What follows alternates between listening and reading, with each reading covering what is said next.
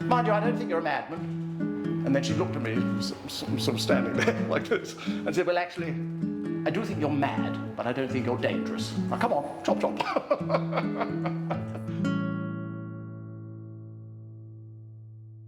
So this is the new hardback edition of The Unlikely Voyage of Jack DeCrow, and it's got coloured illustrations, a new afterword, an old classic revisited.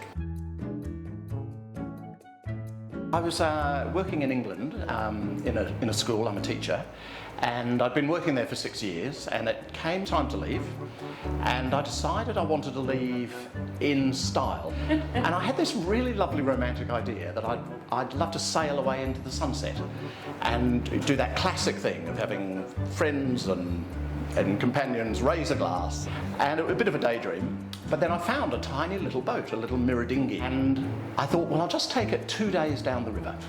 And then I just kept going and kept going and kept going, but I just always found a new bend to go around and yet another bend to go, and so on and so on.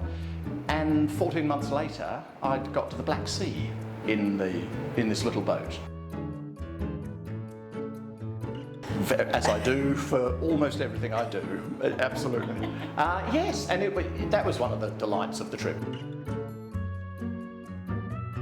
Good Lord, is that a mirror dinghy? And I went, yes. You're not going to sleep on it tonight, surely? And I explained that, yes, I was planning to. She said, absolute nonsense. You're coming home with me, I've got half a chicken needs eating up. Now come on, chop chop, dogs are getting cold.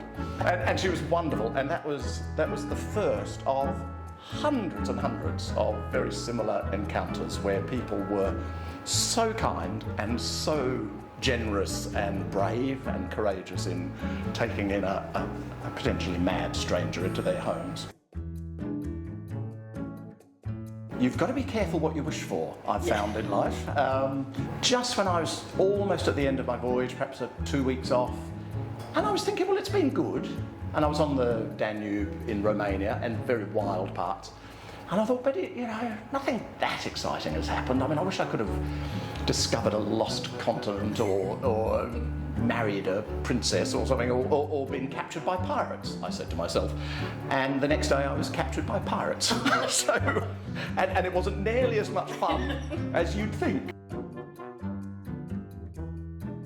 Perhaps too long a story. Perhaps people need to read the book. 16 coloured illustrations in there, some acrylic paintings like this and others watercolours